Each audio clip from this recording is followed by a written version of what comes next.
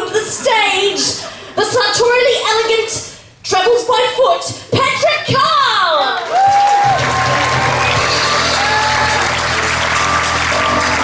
Hello. Yes, I'm looking quite smart tonight. Thank you, large-breasted lady in the front row.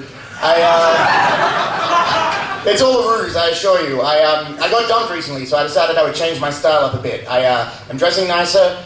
Just like Carl, I rejoined my gym. I grew my beard out as well for the first time ever. And I love the beard, you know? It's like, it is summer in Adelaide, so I'm pretty much the most disgusting man in the world right now. I like the beard, would be a more accurate way to describe. I hate my face. So, anything that gets in the way of my face is kind of okay with me. You know, I feel like my face with a beard is kind of like a homeless guy wearing a tuxedo.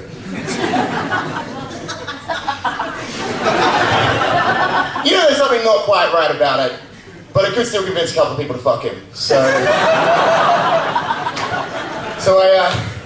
I rejoined my gym again, which I needed to. You can tell, you can see me. For the record, the lack of camera adds 10 pounds as well.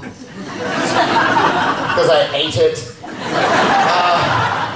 What happened was I hadn't been for a while because I was working with a personal trainer and we had a session together. It was going great and I was sweating, exercising, doing all that stuff. And at the end of the session, he took his shirt off. And this guy was a great advertisement for personal training, okay? Like he was ripped and glistening and everything was tight and in the right spot. I kind of feel like I'm working out just describing him to you, putting up a bit of a sweat. He was basically just provoking a bunch of really confusing thoughts in my brain. And he had his shirt off, and he had a Southern Cross tattoo right there. And I didn't go back for 4 months. Because the way I look at it, he's a personal trainer, right? Like, how can I trust him with my body? Look what he did to his, he's an idiot. I feel like that joke's directed at you, like you've got a Southern Cross tattoo and you're offended by it, I apologize. But it is, it's directed right at you. Instead of having a problem with it, you can take your bumper sticker's advice and fuck off, even though it's pretty much empty. My advice. So yeah, I'm single again. I feel like I might regret this decision somewhere down the line.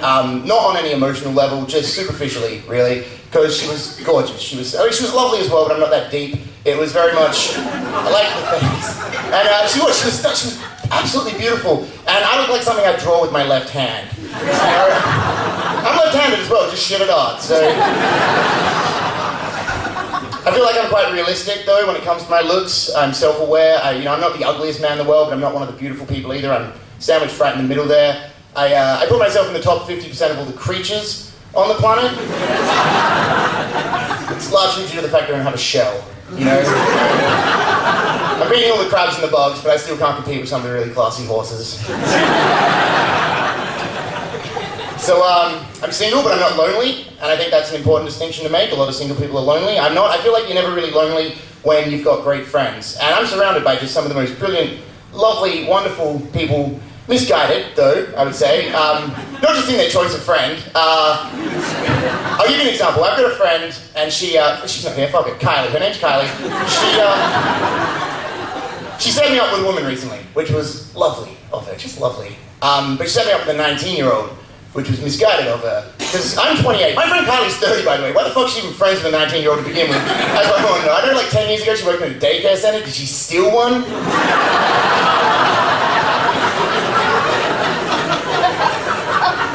So, we're on this day, and like a 19-year-old woman might as well be a different species to me by now. Like, I've got nothing in common with that age demographic at all. But we were both trying, you know, and so we're on this date, and we're talking about just the general getting to know you niceties, like what are you into, blah, blah, blah, and brought up music. I brought up one of my favourite albums of all time, Illmatic by Nas, and she just stared at me, stony faced, like I was trying to teach a toddler the periodic table or something. I was like, really, you've never heard of Illmatic by Nas? Brilliant album, came out in 1994. Oh, 1994, that's yours. Oh my god, shut the fuck up, seriously.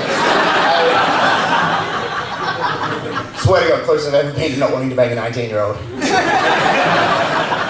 If she wanted to, though, obviously. It's fine, we can listen to One Direction while we do it. So, you know, not surprisingly, did not find love with the woman who still remembered all the names of her high school teachers. But I've had love before, once in my life. And I remember the time I plucked up the courage, I decided to tell, she was my girlfriend at the time, not like some lady on a bus or anything. I decided I'd take the leap, and I said, I love you. And my heart skipped a beat. She looked back at me and said, I love you too. Wasn't expecting that. All right, I better up my game. I love you more. And she looked back at me and said, I love you even more than that. Shit, all right, pace yourself. I love you to the moon and back. She looked back at me and said, I love you to the sun and back. And then she explained that the sun's further than the moon. Not that smart. It was a great gesture of love, is what she was saying. And afterwards, good, I'm going all in. I'm going to lay my cards on the table and tell her how I really feel. I said, I love you with everything that I am, with my heart, my soul, my mind, body, and spirit. I can't live without you. And then she left me. And moved interstate with another man. Which just crippled me emotionally and led to a very dark, very reckless period in my life. But on the plus side, I won the contest. So, I love you more. You do. I'm out of here. Turns out she loved me to Melbourne one way. That was the extent of that love. Anyway, I've been Patrick Carl. You guys have been beautiful. Thank you so much. Welcome back to the stage.